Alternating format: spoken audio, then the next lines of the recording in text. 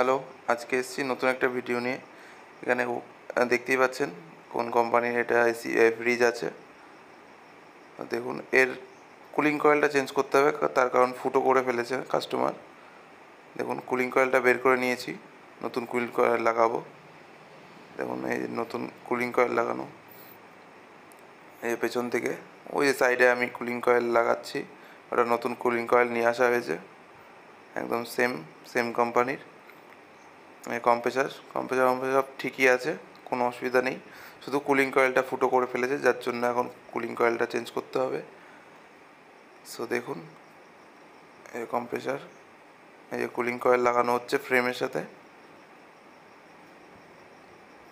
সাথে সুন্দর করে, যাতে কুলিং কয়েলটা ট্রান্সপোর্টে অনেক সময় আসে ট্যাড়া ব্যাকা হয়ে যায়, এগুলো আমাদের কষ্টে মষ্টে ঠিক করে লাগাতে হয়। কুলিং কয়েল লাগানো কমপ্লিট, এবার ঝালাই করা হচ্ছে, গ্যাস চার্জিং করা হবে,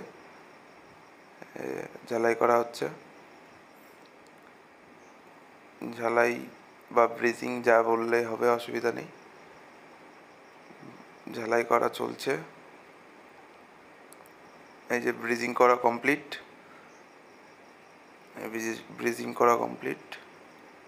গ্যাস ফ্যাস দিয়ে এবার মেশিনটা পুরো রেডি চলছে। মেশিন এই যে পুরো দেখতে পাচ্ছেন, রেডি মেশিন, একদম ওকে। পেছন থেকে দেখুন, এবার সামনে থেকে দেখিয়ে দিচ্ছি।